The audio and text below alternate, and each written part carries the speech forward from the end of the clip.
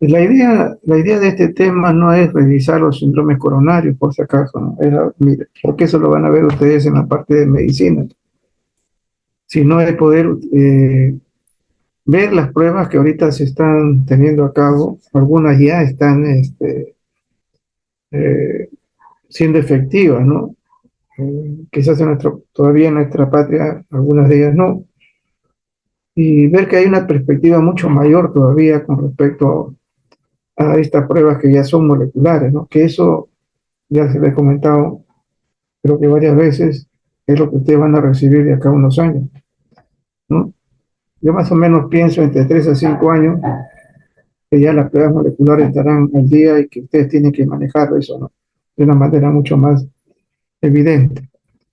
Y acá solamente para que ustedes no se olviden de que la anatomía es importantísima. Esta parte de lo que ya lo que las ondas de EKG que dicen ahora, ¿no? Pues todo lo estamos hablando con inglés. Es parte también de la rutina de ustedes en la clínica. Y esto es algo que también ustedes puedan mirarlo, observarlo, porque justamente es lo que van a estar ustedes teniendo, no solamente por especialistas, sino también en el transcurso de la carrera y también en la parte del internado. Y es una cosa que también ya se conoce antiguamente, ¿no? Lo que significaba es la importancia del corazón. Esto para que vean de que ya se está viendo estos marcadores electrónicos prácticamente, como decir, eternos, ¿no? En la cirugía cardiovascular se está viendo eso. En la cual definitivamente ya no necesitan estar cambiando, como decir, las pilas, sino hay otro sistema, ¿no? Ya lo hacen perenne. Parte también de las situaciones. Y nosotros vemos que realmente siempre va a haber un riesgo, ¿no? Que vamos a comentarlo después. Dentro de esto son definitivamente las patologías que ya frecuentemente las conocemos, ¿no? Pero que no quiere decir que no vamos a insistirlo porque en definitiva hay muchas cosas que todavía parece que no aprendemos, ¿no? A nivel general. Y hay no solamente lo que significa el manejo de ciertos marcadores, ¿no? Sino está viendo mucho en los casos, inclusive hasta la utilización de pruebas hematológicas para estos problemas. Acá también para que ustedes observen con tranquilidad todo lo que pueda pasar a nivel ya más interno, ¿no? Respecto a la patología. Para que vean que también no dejamos de lado de que hay también un compromiso también hormonal, ¿no? Y esto es algo que ya se está trabajando constantemente, ¿no? O sea, porque es la variancia, ¿no? ¿Quién tiene un mayor compromiso, ¿no? Varón o en este caso las mujeres. Ahora, para diagnosticar un infarto al miocardio, y esto es para la OMS, eso es algo que hay que tenerlo presente, ¿no? Tiene que ver la historia clínica, ¿sí? La clínica, tiene que haber el electrocardiograma y tiene que haber los biomarcadores. Esas tres cosas hacen el diagnóstico. Ahora, que no estoy diciendo que si no hay esto, no se va a hacer, ¿no? Sino el diagnóstico definitivo de un infarto al miocardio. Porque si un paciente llega a emergencia y generalmente cuando son estos casos pasa trauma shock, y luego pasa UCI o la unidad coronaria, utilizan la situación del electrocardiograma porque es inmediato, ¿no? Porque de todas maneras las pruebas de química van a demorar, salvo que sean pruebas rápidas, pero van a demorar generalmente. Entonces, con ese compromiso en este electrocardiograma ya se puede solucionar sobre todo la fibrinolisis, ¿no? Para utilizar y que no haya un mayor compromiso del paciente. Pero eso no quiere decir que ahí acabó, sino que siempre se les manda los marcadores. Y hay una situación de clínica donde vemos nosotros todas las signos y síntomas del paciente, ¿no? Entonces, todo eso le da unidad del diagnóstico. No estamos hablando de procedimientos inmediatos, que es muy diferente. Ahora, definitivamente lo que vemos nosotros es que ya se conoce todo lo que es el aspecto clínico de enfermedades cardiovasculares, en este caso definitivamente son bastante amplias, ¿no? No es una cosa que se puede manejar así con infarto, ¿no? Se habla de un paro cardíaco, Se habla de inestabilidad eléctrica y hemodinámica, y uno es con shock, complicado con una isquemia y complicaciones mecánicas, insuficiencia mitral también grave, hasta pacientes cuyo dolor torácico desaparecen cuando llega al hospital, ¿no? El ANCO, como supuestamente, u otro tipo de patología también.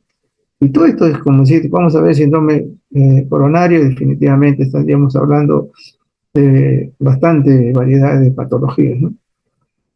Lo principal y lo más característico es un dolor torácico, ¿no? Tipo opresión, pesadez, quemazón. Y otros realmente son solamente como una variante, dolor torácico, pero también presencia no de todo lo anterior, sino también otras, ¿no? Entre ellos es la disnea, dolor epigástrico, dolor que se va del brazo izquierdo, ¿no? Y lógicamente todo eso incluyendo, ¿no? El electrocardiograma. Y esto es algo que definitivamente no lo manejamos nosotros, pero hay que conocerlo, ¿no? Lo que son definitivamente los pacientes que tienen alguna dolencia, en este caso cardíaca, y tienen variantes con el cemento ST. Sin y con, ¿no? Sin y con. Estos ya son variables que ustedes van a manejar en la parte clínica. Y acá solamente para que vean también algunas variables, etcétera, y qué es lo que puede significar eso en el diagnóstico, ¿no? La angina, el diagnóstico que es importante, ¿no? O también podemos las variantes también de un infarto con segmento ST. Pero una de las cosas que últimamente, y eso ustedes ven ahí, las cosas que pasa con estrógeno y testosterona, también tiene que ver con la sintomatología, ¿no? En este caso sí se ha visto que hay una variable entre el hombre y la mujer, ¿no? Y las características definitivamente muchas veces son diferentes, ¿no? La mayoría de hombre que viene con un dolor precordial, opresivo, etcétera, irradiado al brazo izquierdo, inclusive hasta la parte cervical, y también igual, ¿no? Parte de la cabeza también igual, porque es una radiación, ¿no? Y eso es lo que más, pero en caso de las mujeres no es así, ¿no? Entonces ya han visto que hay variables, ¿no? Hay fatiga, hay una situación de estrés, etcétera, y los dolores a veces no se localizan como se localiza en el varón. La mayoría de casos muchas veces es dolor tipo epigástrico y una molestia quizás a veces opresiva, pero es muy variable. La mujer es variable, la sintomatología. Entonces uno tiene que aquí, aparte de la clínica, definitivamente, ¿no? Yo sé que en los hospitales en la actualidad, ahí, en el hospital, cuando había cualquier dolor de tipo torácico, se le pedía un electrocardiograma, ¿no? Si no había una evidencia, de todas maneras se le pedía atroponina, ¿no? Si en caso no hubiera SKMB, la mioglobina era como tercera opción, ¿no? Pero justamente en las situaciones antes de la pandemia a veces no había atroponina. Entonces la clínica mandaba el electrocardiograma sospechoso, no diríamos que era suficiente, y ya con CKMB ya definitivamente podría manejarse un paciente con problema coronario, ¿no? Entonces, vemos nosotros que el dolor, algunos mencionan que es entre 40 minutos, vamos a dejar acá mayor de 30 minutos. Definitivamente esto es importantísimo también, ¿no? Para que pueda atenderse, ¿no?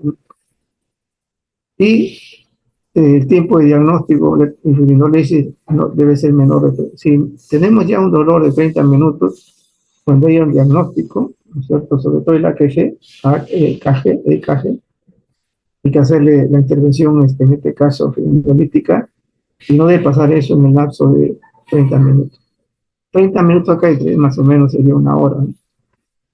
Y eso esperando, no va a esperar la parte química para hacerlo, porque ahí este es un tratamiento inmediato, ¿no? Sobre la sintomatología. Y eso es lo que hacen los médicos y los cardiólogos ahí en el hospital, ¿no? Frecuentemente.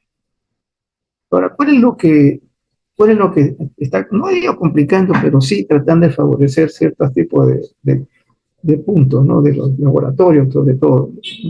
Aparte de la clínica, el hecho que ustedes van a tener todo un segmento de eso que lo van a revisar. Generalmente lo que si utilizamos nosotros y que también En Europa ya se utiliza así al 100%, no es una cosa eventual, con la troponina. Troponina I, troponina T. En algunas, que vamos a comentarlo después, tiene sus variables, ¿no? Pero las dos son buenas para el diagnóstico. Hay hospitales que tienen troponina I y hay otros hospitales o centros médicos que tienen troponina T. Y eso no, sino los valores referenciales son los importantes de manejar.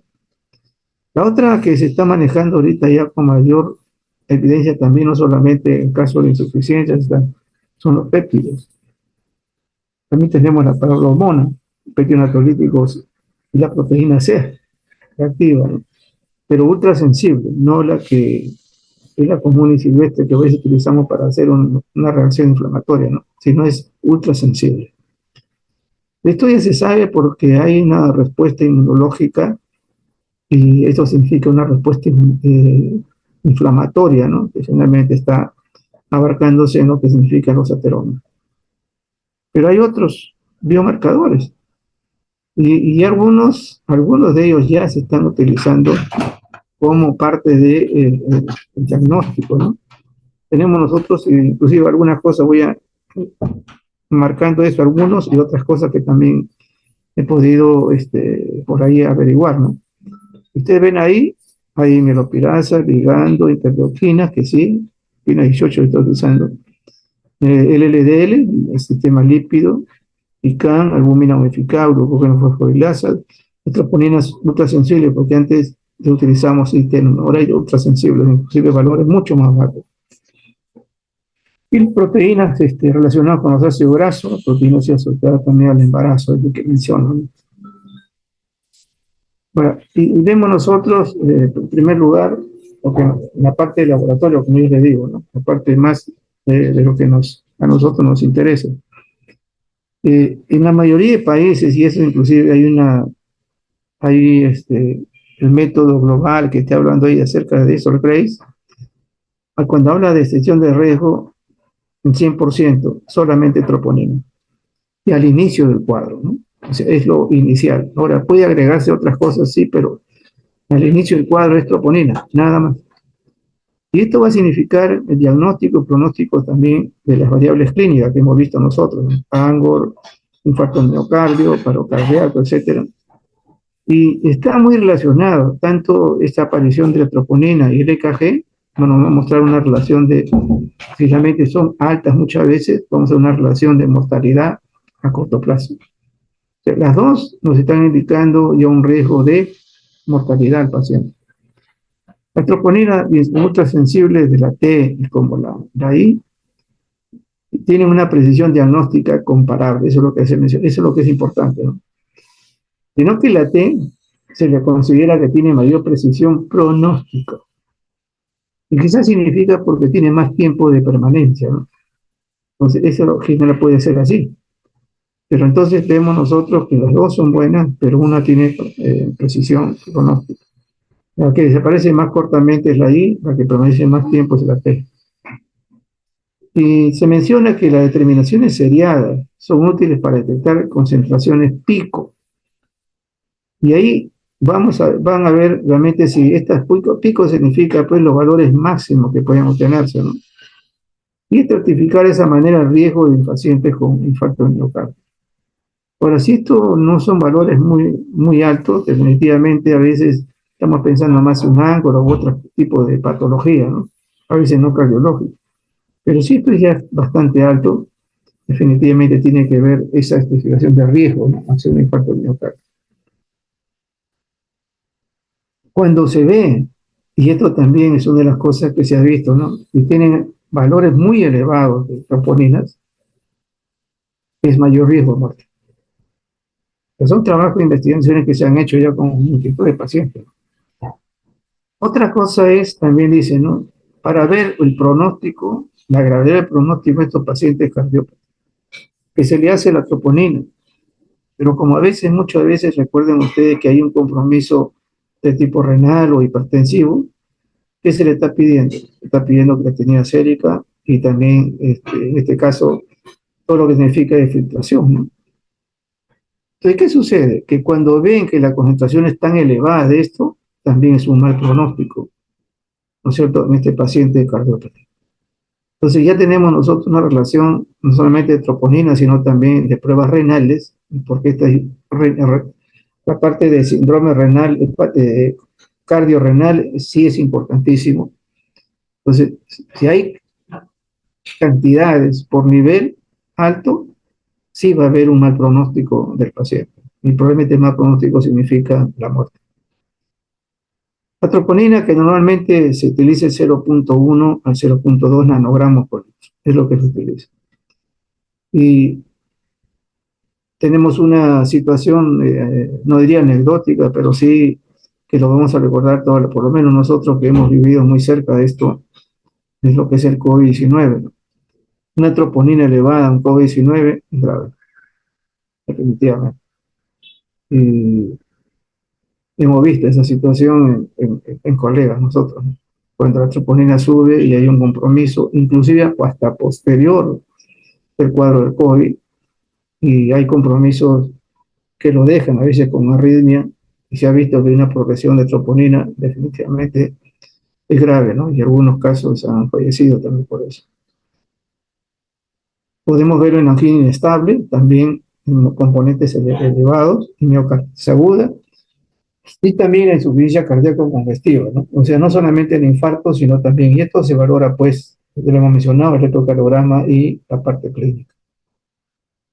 ¿Por qué se utiliza la troponina? ¿No es cierto? Que es lo importante, ¿no?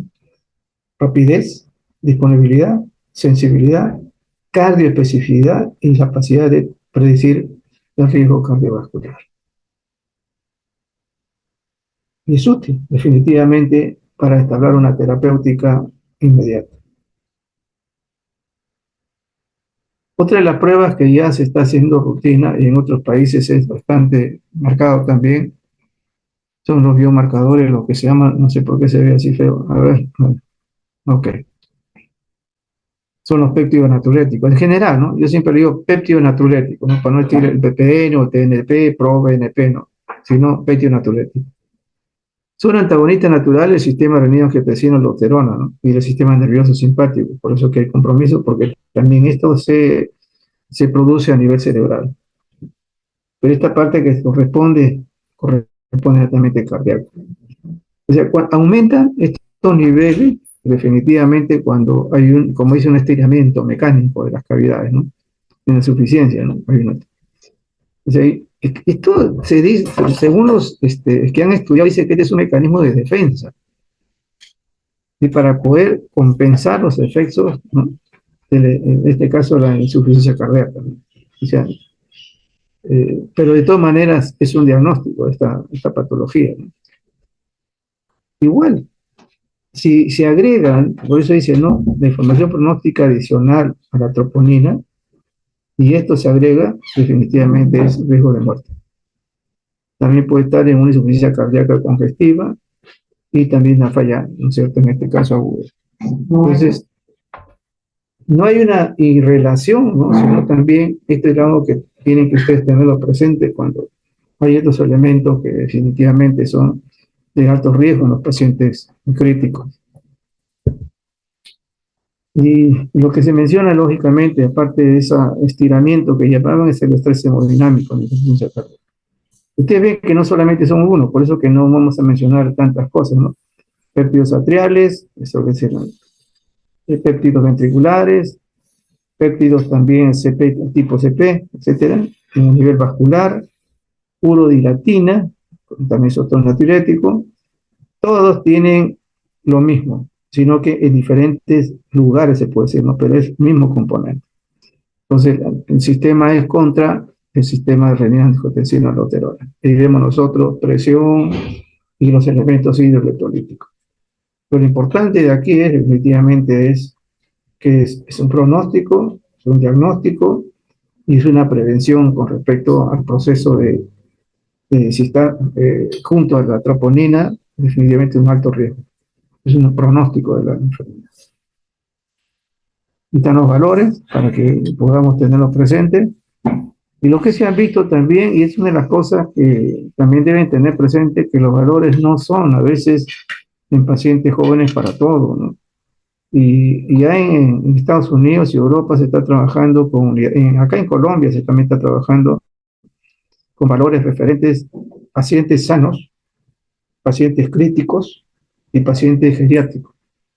Entonces, no es lo mismo que decir que todos deben tener 110. Un anciano pasado los 65, 70 años, si tiene 115 o 120 de glucosa, déjalo tranquilo.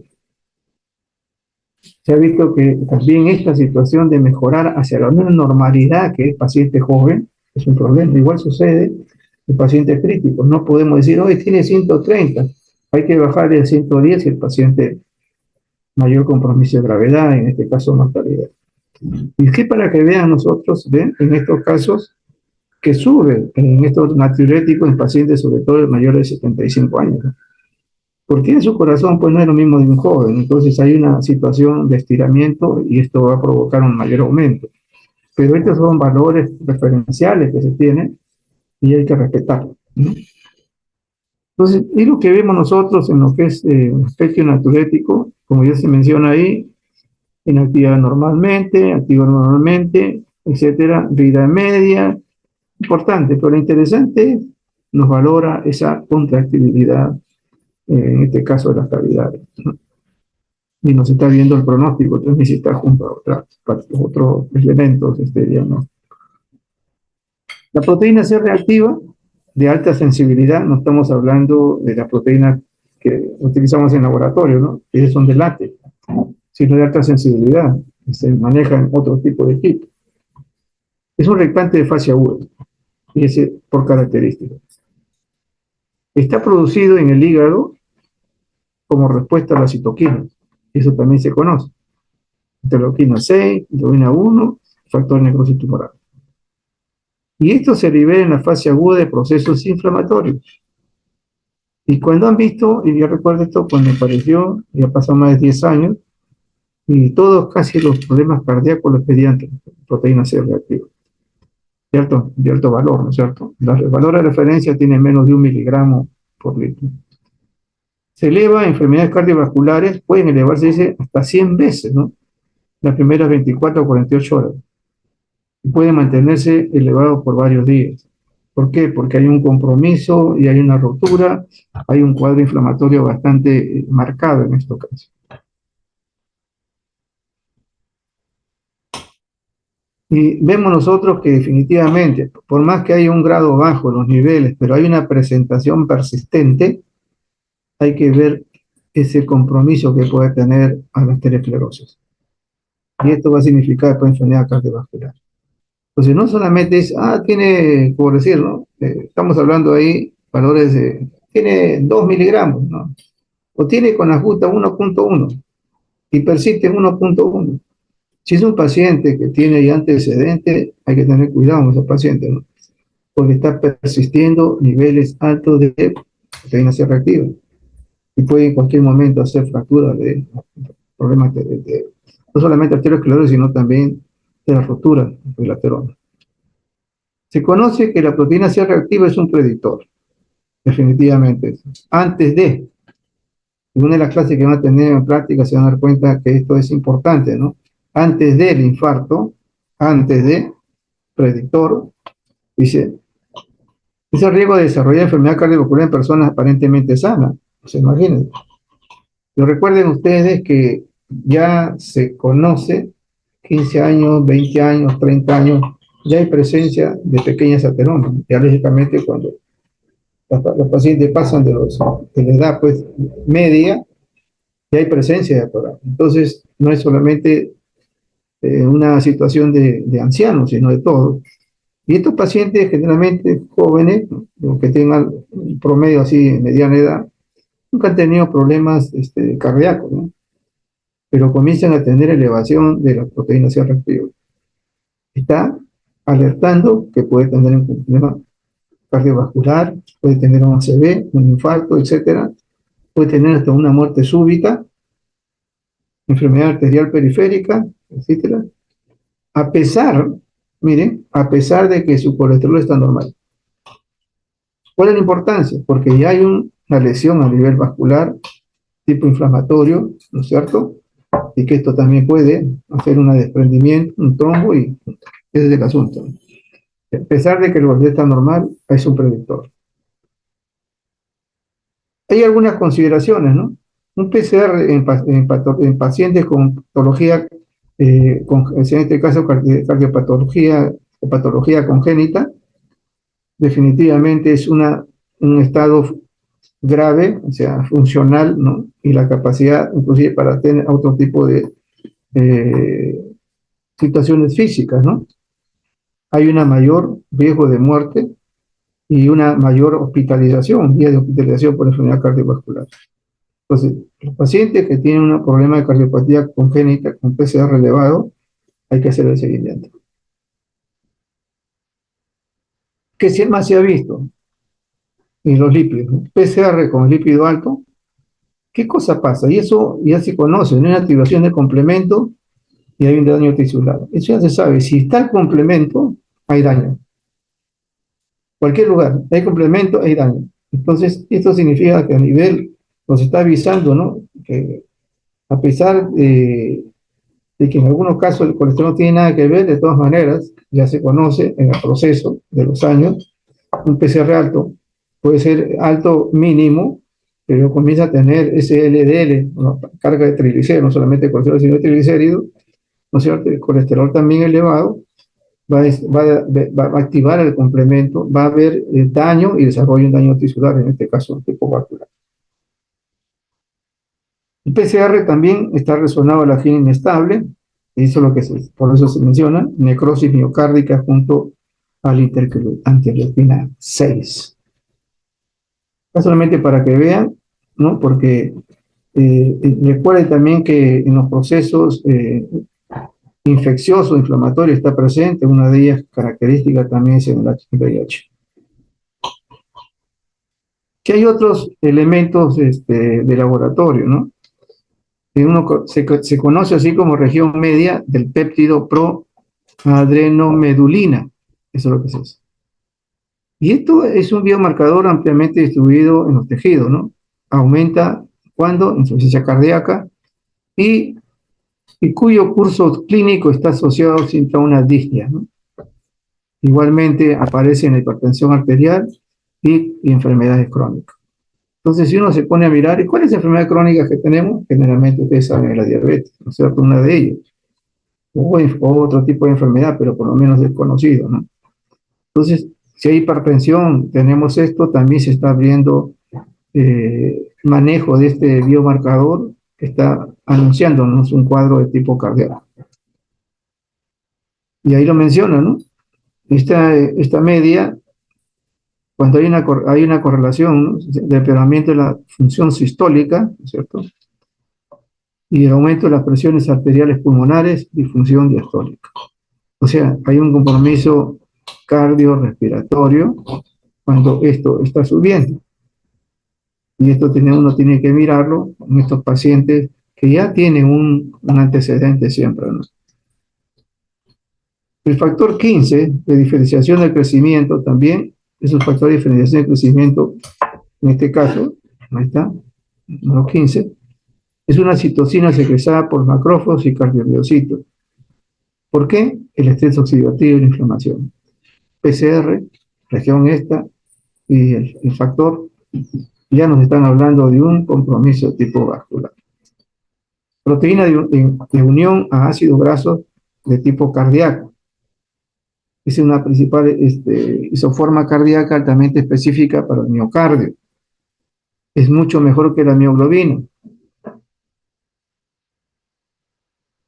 Y al ser definitivamente más pequeño con los otros elementos, su presencia, ¿no? En el diagnóstico nos hace a sospechar que hay una carga definitivamente cardiovascular.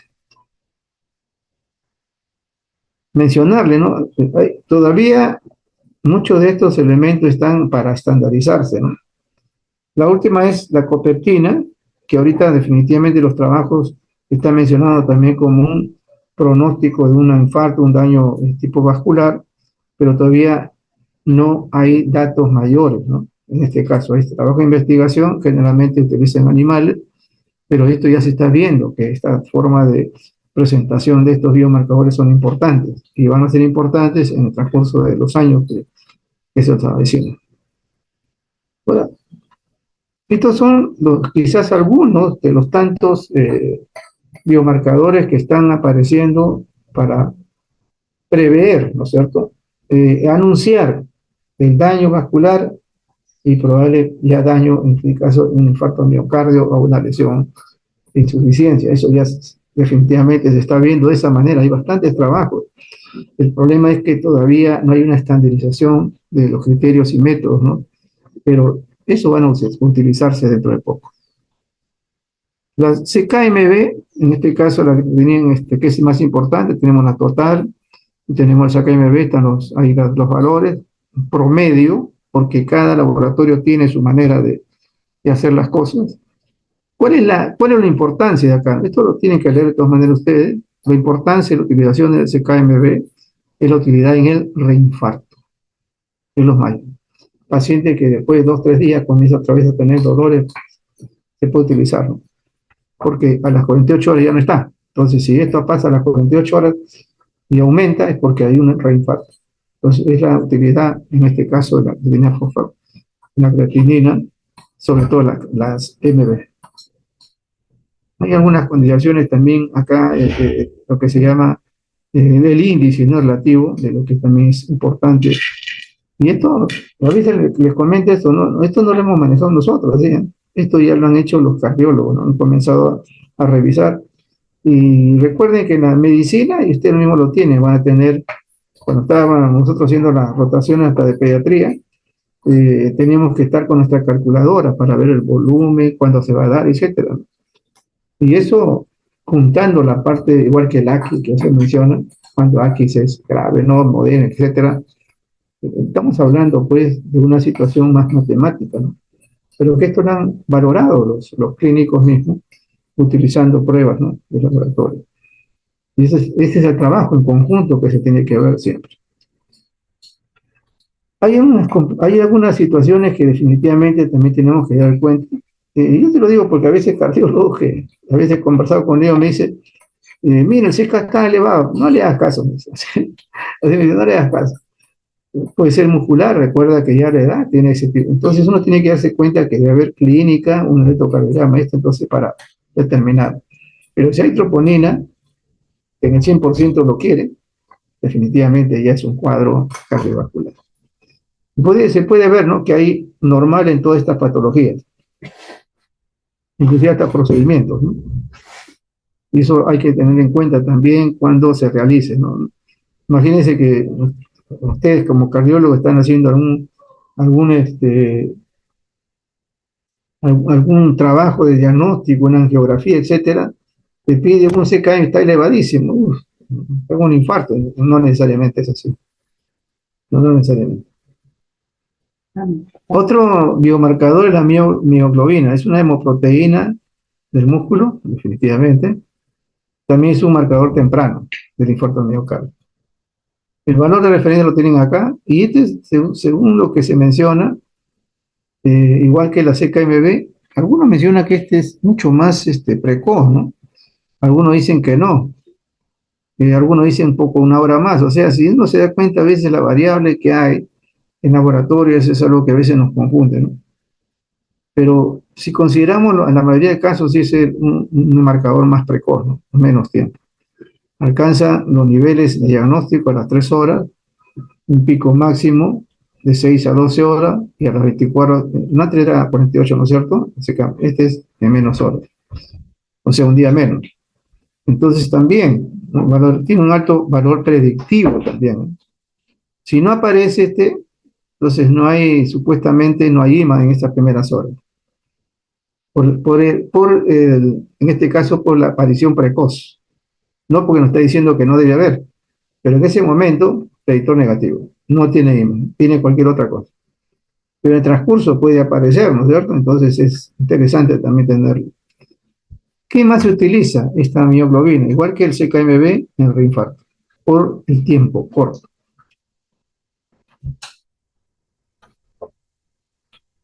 La interleucina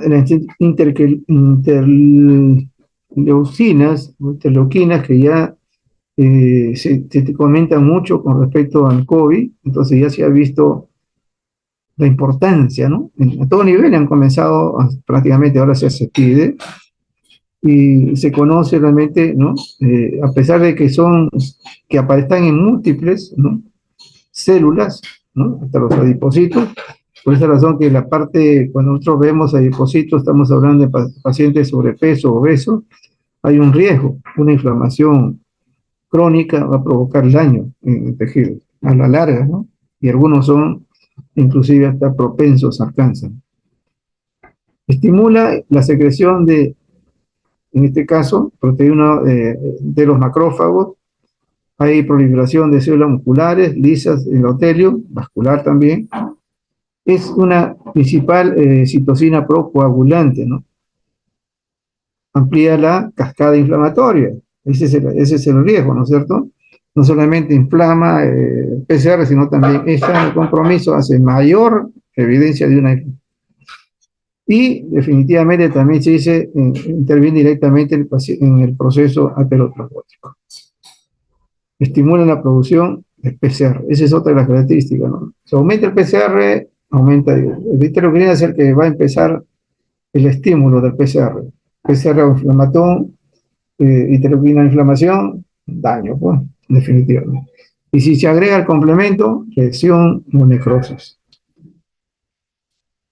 Mencionado que esta interleuquina está elevada, infarto al miocardio, angina refractaria también, y hasta el proceso de muerte.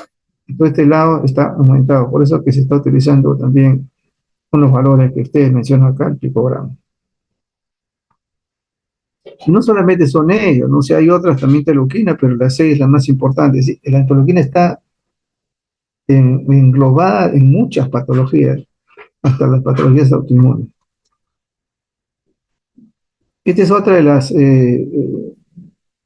biomarcadores que ya se está utilizando en otros países.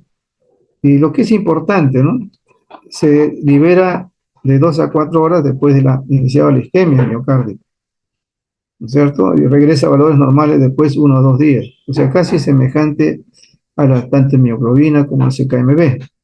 Pero, ¿qué es lo que menciona? Es más sensible que el CKMB y la hemoglobina. Y es el diagnóstico precoz, ¿no es cierto?, de un infarto miocardio a las 4 horas. ¿Se dan cuenta? Entonces, hay otros elementos ya. Y la troponina no digo que van a dejar de lado, porque hasta ahora sigue siendo lo más importante, pero ya hay otros que están agregándose para hacer el complemento, ¿no?, de la patología cardiológica. Y acá, ya en muchos lugares, la mioglobina se está dejando de usar. Lo único que se está utilizando tanto de troponina como CKMB. Y con esto ya va a tener que pasar a la historia otro tipo de marcador. Y me parece que ya que es uno de los últimos, son los microarray ARN. Esta es una de las cosas que se está utilizando. A veces sale unas vesículas que llaman, ¿no? Y eso está trabajándose con multitud de enfermedades, ¿no? Entonces, esta lesión, ven algo ahí codificado definitivamente, ¿no?, que es una biología molecular de alto nivel. Ya se está pensando, ¿no?, que la patología puede desencadenarse en uno de estos problemas, ¿no? Siempre hay una expresión génica, de este caso genética, en lo que significa, ¿no? Y va, inclusive dice, ¿no? ¿Cuál es la gran dificultad? Cuando está dentro de la normalidad, casi todos los parámetros, biomarcadores, es que favorece, pero cuando aumenta, hace lo contrario, ¿no? Y eso se ve mucho en las interleuquinas, ¿no? Interleuquina, cuando son valores normales, están progresándose y apoyando defensa, pero cuando aumentan, desequilibra todo. Desequilibra todo. Y este caso eh, controlan los procesos que contribuyen ¿no?, a las consecuencias fisiopatológicas del infarto agudo miocardio. O sea, se puede decir, de cierta manera,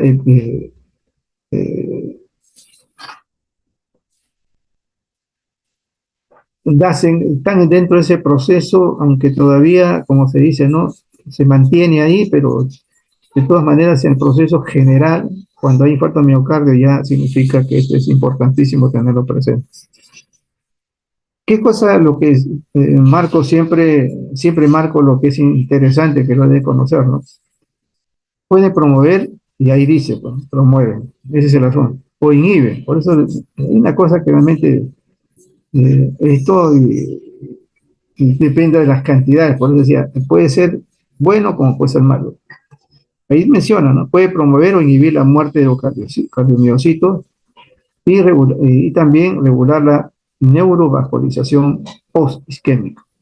Un beneficio ya tiene que ver con los otros agregados, ¿no? Y lo que significa también los niveles. Entonces, en algunos cuando es nivel nodal está bien, pero cuando es alto, y eso, ustedes que van a hacer también un área de esta, se van a dar cuenta que hace lo contrario, ¿no? O sea, y eso de inhibir ciertas cosas va a significar también un daño mucho mayor en estos pacientes. Y no necesariamente, acá estamos hablando cardiológico, pero también se va en todo lo que es. Dice, la regeneración cardíaca también puede estar regulada por ARR. Controlan la proliferación de cardiomiocitos, interfieren en los efectos cardioprotectores mediados por células madre y progenitoras. ¿Se dan cuenta? Porque estos son elementos epigenéticos, ¿no es cierto? Estos son estimulantes inclusive hasta de proteínas de ARN, tipo celular. Entonces, esto ya se está, como digo, ya se está dosando, ¿eh? No es una cosa que no, ya se está haciendo. Uno de los países que cerca de nosotros, que es Chile, ya lo está realizando esto ya varios años anteriores, ¿no? Y se maneja de esa manera. Puede utilizarse para reproducción directa de qué? Fibroblastos cardíacos en cardiomiocitos. La muerte celular cardíaca juega un papel de patogénesis de Lima, por la diferencia, ¿no es cierto?, daño terminal y pérdida de la capacidad regenerativa de los cardiomiocitos. Y la MR, que a pesar que lo genere, acá ya hay definitivamente un daño, ¿no? Entonces, ¿qué es lo que nos interesa? Pueden promover o inhibir la muerte de, en este caso, de las células cardíacas. Eso es lo más importante en este caso de los micro.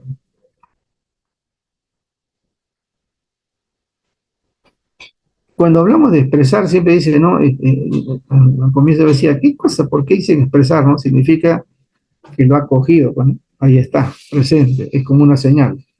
¿Dónde están? Cardiomiocitos, fibroblastos, células endoteliales, células vasculares musculares lisas, controlan todos los aspectos biológicos del sistema cardiovascular, incluyendo remodelado, la fibrosis cardíaca, la apoptosis, inflamación, la proliferación, oncogénesis y metabolismo. Algunas buenas como otras que son negativas, ¿no? Puede ser estimulando o inhibiendo.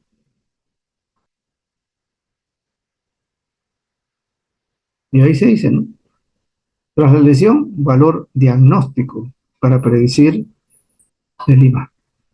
Porque están los marcadores moleculares son para predecir, ¿no?, que va a suceder un problema de este tipo. Todavía antes de, porque ya cuando hay lesiones mínimas salen estas vesículas, salen estos microRNA y ya se pueden dosar. Dice, no debe estar, ha salido, ten cuidado que hay un infarto. Y luego, hay algo que realmente me llamó la atención, ¿no? Que he estado mirando, también revisando, es el perfil lipídico. Y esta es una cosa que de verdad me peleé con la gente de UCE, ¿no? Años antes de la pandemia comenzaron a pedirme perfil lipídico, los de UCE. Entonces, yo le dije que esto no se hace por emergencia. ¿Para qué quieren perfil lipídico? O sea, yo era el ignorante, pues definitivamente, ¿no? Y hemos estado peleando hasta que leí un artículo. Y en el artículo refería de el pronóstico severo de unos pacientes, no solamente cardíacos, y la presencia de hipercolesterolemia. Entonces, inclusive hasta el proceso de enfermedad, proceso de recuperación y la eventualidad de la muerte. Y yo les pedí disculpas, pues. Entonces, el asunto es que ya se hacía, ya, y lo hacemos nosotros, perfil lipídico para pacientes críticos. Porque esto ya se conoce, ¿no? Por trabajo e investigación. Impacto en la génesis y progresión de la enfermedad cardiovascular. Eso ya se sabe. O sea, hay daño vascular. Por eso que lo que se tiene que hacer es bajar estos niveles si son muy altos. Se conoce que tanto estos procesos LDL, todos los componentes colesterol y triglicéridos, lipoproteína A, triglicéridos, hasta acá, el ácido graso, etcétera, son un fuerte impacto en la trombosis y la arteriosclerosis. Entonces, ya tienes tu arteriosclerosis. Bueno, hay que evitar que eso progrese. Hay que controlar los perfiles lipídicos. Por eso se habla que debe haber una evaluación rutinaria del riesgo vascular por factores de aquellos pacientes que tienen factores de riesgo, en estos casos, ¿no? Con el perfil lipídico. Aquellos que tienen definitivamente enfermedad temprana de vascular, aquellos que tienen un problema familiar, aquellos que les gusta el cigarrillo, son hipertensos, son diabéticos, o que definitivamente ese por la comida que comemos acá, somos hiperlipidémicos, dislipidemia, aquellos que tienen enfermedad renal, recuerden, renal y cardíaco, ya se conoce que hay una relación, aquellos que tienen obesidad, definitivamente hay que hacerle, porque recuerden que aquí está estimulando a que las interleuquinas, hay una mayor producción de elementos proinflamatorios, tipo vascular. Y también otras comorbilidades que pueden tener, y esto no solamente enfermedad cardiovascular, sino también neurológica. Y acá solamente unos comentarios acerca de los niveles, ¿no? Entonces, cuando tenemos nosotros estos elementos, lo que hay que hacer, porque hay un riesgo muy elevado, ¿no? De esta respuesta cardiovascular, de este resultado de esta enfermedad cardiovascular, aquí hay algunas consideraciones. Eso ya es netamente de tipo, podemos decir, ¿no? Más clínica, ¿no? Ustedes deben de conocerlo, hay que bajar el 50%, etcétera. Pero uno se da cuenta de que todas estas enfermedades es importante tenerla presente. Ahora, en niños se hace, que yo sepa, muy escasamente, yo nunca lo he visto. Lo he visto ya en niños mayores de 10 años, que generalmente eran obesos, ¿no? Pero ya se conoce por estudios, ¿no? Que hay que realizar pruebas a los 5 años de edad, si se sospecha de un problema de tipo familiar. ¿Ok? Bien. Entonces, el perfil lipídico hay que realizarlo de esa manera. Ustedes acá están en el Saber para que lo puedan buscar y eso está ahí. Son unos parámetros, ¿no? Acá está respecto. Es importantísimo, entonces, controlar todo lo que significa hacer un perfil lipídico, porque ya provoca evitar que haya un daño mayor a nivel vascular, ¿no? Por más que un paciente haya tenido un compromiso ya de infarto miocardio, hay que cuidarlo. Y vemos algunos componentes, algunas cosas que ya lo van a estudiar. Y esto es lo último. Ya les he dicho que estamos viendo más laboratorio que la parte clínica. Ahora, a pesar de que le he visto muy poco esto, o sea, muy escasamente, ¿no? Pero hay trabajos a montones ahorita acerca de lo que significa el factor hematológico, a pesar de que hay evidencia, ¿no? De inflamación, y vemos nosotros en las placas ateroma que también ahí, cuando se rompen las placas también los vemos ahí, vemos plaquetas, vemos ahí leucocitos, pero a veces no, definitivamente no lo tenemos presente, ¿no? Y los leucocitos están dentro de la fisiopatología de inestabilidad de las placas aterómicas. En la etapa inicial, los leucocitos impregnan células endoteliales y se activan al llegar a la túnica interna, inducen la formación microvascular y hace que las placas sean más susceptibles a la ruptura. Estamos hablando de los leucocitos. Entonces, ahí hablamos nosotros que la leucocitosis está relacionada pues a una mayor tasa de ¿qué? De mortalidad. Inclusive se menciona que en los primeros 30 días hay que vigilarlos porque definitivamente puede haber una cosa grave post-infarto. O sea, en el transcurso de hacerle su hemograma, que no tiene ninguna implicancia mayor en ese momento, entre comillas, de un diagnóstico, pero hacer el seguimiento, sí, es importante. Hay un valor pronóstico también si hay leucocitosis. Es un paciente que tenía un problema cardíaco. Sí, menciona de que si hacemos un hemograma, aparte de las pruebas bioquímicas que ya normalmente se utilizan, vamos a ver definitivamente que va a haber una peor lesión microvascular. insuficiencia cardíaca congestiva, shock y muerte. Problema cardíaco, leucocitosis, inclusive entonces que pasan los 10.000, o sea, no solamente hemos visto, se ha visto en trabajos hasta 20.000, son de mal pronóstico, porque este es un predictivo también acerca de eso. Ahora, se conoce la neutrofilia y también el volumen de, en este caso, volumen plaquetario, medio plaquetario también, y eso es algo que lo van a ustedes a hacer en la práctica y en el trabajo también, que esto ya se está trabajando mucho, ¿no? Esta era una de las cosas que antes no se veía, a pesar de que salía en en todas las exámenes ya de automatizado, el hemograma, hasta ya los últimos años que sí han estado problema cardíaco, problema tumoral, eh, problema de insuficiencia renal, se está trabajando mucho acerca de eso. Entonces, ambos definitivamente se están viendo, ¿no? Que algunos han puesto, ¿no?, características de una lesión propia, ¿no? Para nosotros, bueno, solamente es un dato, pero sí hay un compromiso mayor, ¿no?, cuando hay este volumen medio plaquetario. Y aquí en la literatura hablan de neutrófilos activados, ¿no?, que son los polimorfos nucleares, ¿no? Bueno, es una manera. Ellos también dicen, están relacionados a la aparición de trombos, ¿no?, coronarios. Lógicamente, hay inestabilidad de la placa y definitivamente hay trombosis, ¿no? Y cuando también hay no solamente un IMA, ¿no?, sino también intervención, alguna intervención también en el paciente, ¿no? Entonces, uno tiene que darse cuenta de que puede haber ese tipo de situación en estos casos, ¿no? Cuando vemos nosotros una neutrofilia, aumento de leucocitosis de otra manera.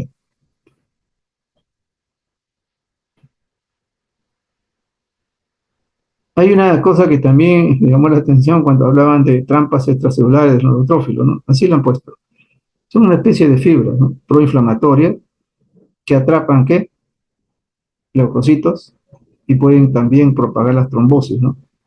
Y está relacionado estos elementos también, neutrófilos en este caso, ¿no es cierto?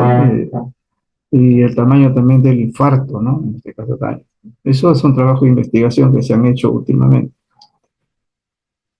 Los linfocitos, definitivamente, recuentos bajos, lo que se ha visto, recuentos bajos de una linfopenia, en pacientes de este tipo, se asociaron a una progresión de la arteriosclerosis y una clínica adversa, ¿no?, en el proceso de qué, del daño, insuficiencia cardíaca y todo lo que son síndromes, en este caso coronarios agudos, ¿no? Entonces, también los linfocitos, en estos casos, en estos pacientes con que hay linfopenia, también puede estar mostrándonos que hay la arteriosclerosis está aumentando y que también va a haber un compromiso mayor en estas patologías. Lo que llaman el ADE, esa es una de los glóbulos rojos, ¿no?, que nosotros utilizamos a veces para ver anisocitosis, es más grande, más chiquito, eso que vamos a ver también con tranquilidad. También se conoce ahorita como un biomarcador útil en morbilidad y mortalidad. En este paciente, ¿de qué? Insuficiencia cardíaca, enfermedad periférica, el EPOC, insuficiencia renal, y también muy riesgoso en pacientes, ¿no?, graves, los pacientes cardíacos. Pero si uno se pone a pensar, imagínense todas las variables que puede haber solamente con un hemograma. Esto todo lo manejan solamente con un hemograma automatizado completo.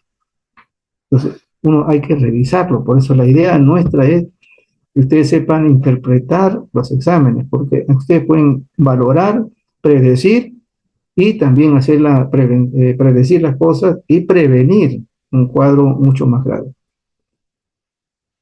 Se conoce eso, sí, las plaquetas, en su actividad es netamente endotelial, estrecha relación con la mortalidad, el número de plaquetas y su capacidad de agregación, ¿no es cierto? Eso es, mientras más haya este tipo de problemas, también igual.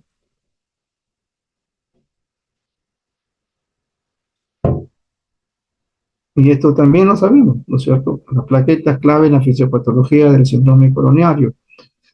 Con la fibrina se forman trombos coronarios, incidencia de problemas de reestenosis, trombosis del estén. O sea, cuando hay algún proceso, ¿no es cierto?, de mejora vascular, hay que valorar también el número de plaquetas, porque puede haber un compromiso mayor en estos pacientes que estamos tratando de hacerles superar su cuadro de isquemia.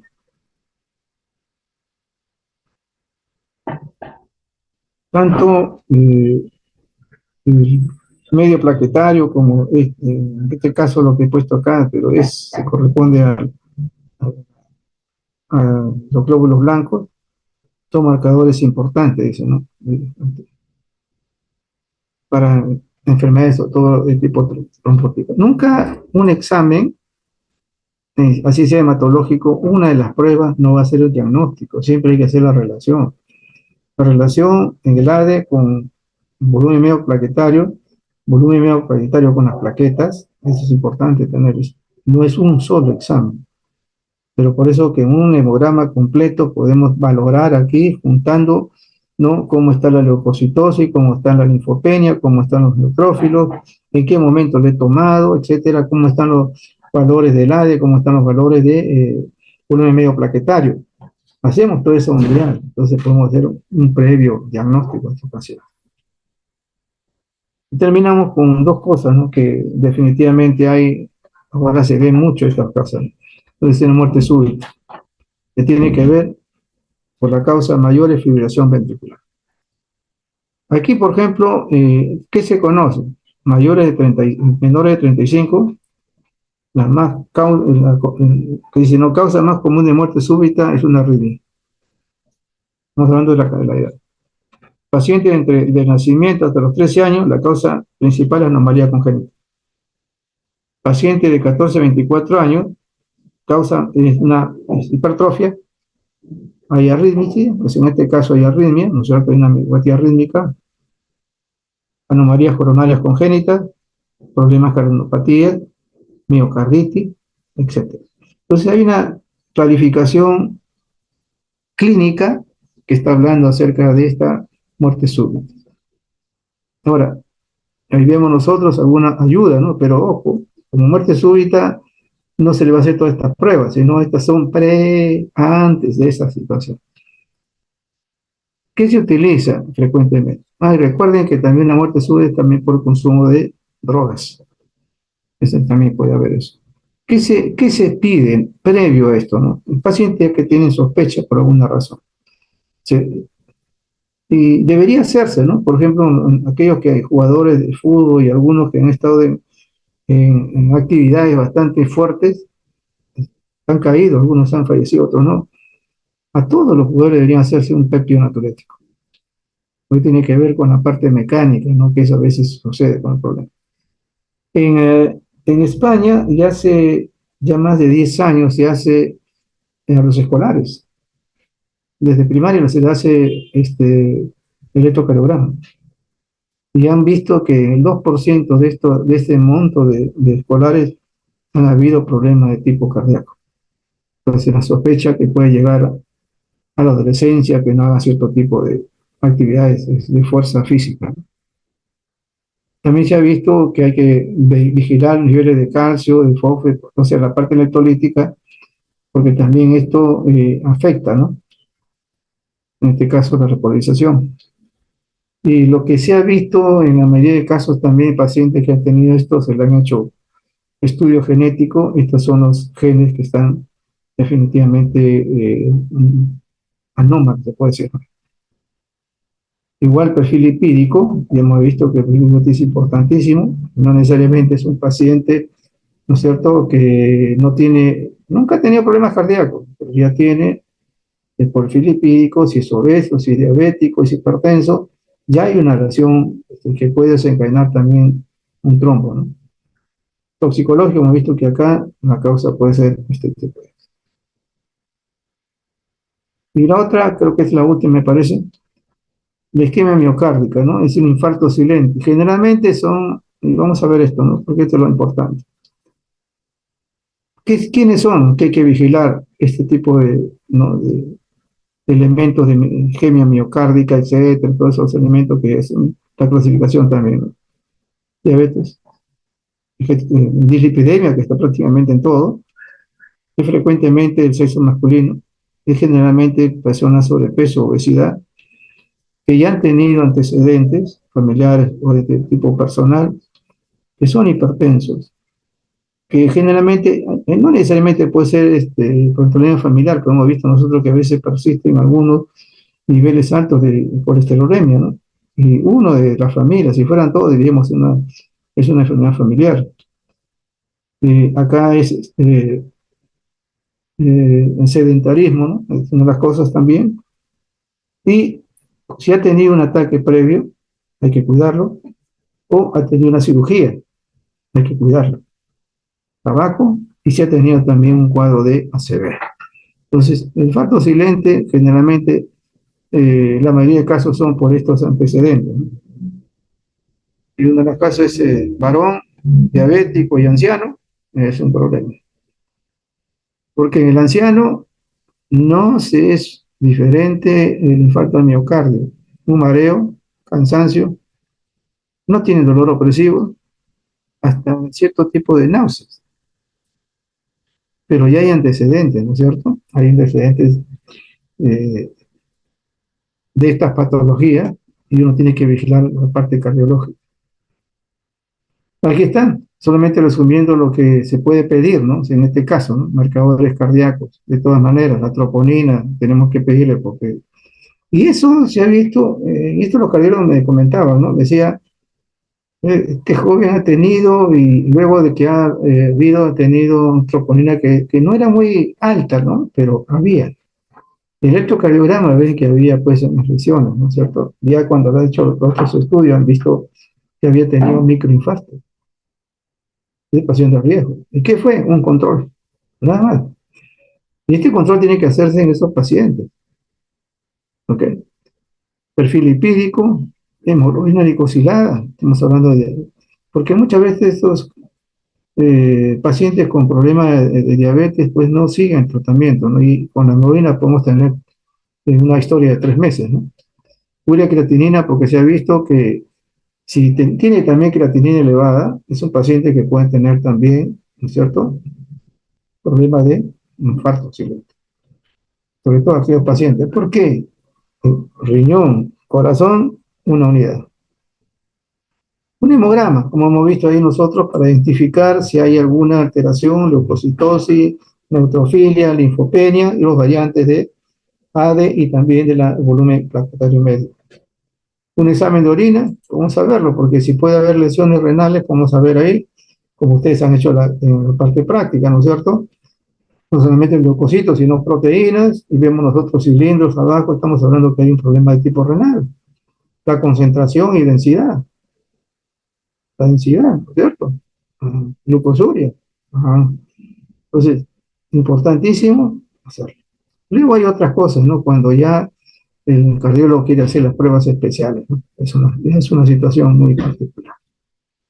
Entonces, hemos abarcado solamente en la mayoría de casos alguna importancia de las pruebas de laboratorio, que eso es lo que tienen que conocerlo. Yo siempre les he comentado de que ustedes van a hacer una rutina ya en cardiología, pero estas son cosas importantes que ya se conocen y hay muchos estudios con respecto a esto y los biomarcadores. ¿Ok? ¿Alguna pregunta? ¿Alguna pregunta? Si no, nos despedimos. No, pero todo claro. Ok, ok. Entonces, la parte primaria siempre léanlo, siempre la parte anatómica y eso es importantísimo para ustedes. El laboratorio, vamos a tener en la siguiente práctica hacer sobre problema cardíaco y ahí vamos a ajustar un poco, ¿no? Recuerden que hay predictivos, en este caso, ¿no es cierto?, el PCR, antes de, luego en la enfermedad y posterior a Lima, ¿no es cierto? Y hemos visto ahí que pueden ser PCR, hasta el péptido natriurético también está considerado la mioglobina, en dentro de la patología, troponina, CKMB, definitivamente. Posterior a esa, estamos hablando de reinfarto, CKMB, mioglobina. Que son cosas que sí deben de conocer y no olvidarse. Ok, entonces buenas tardes con todos.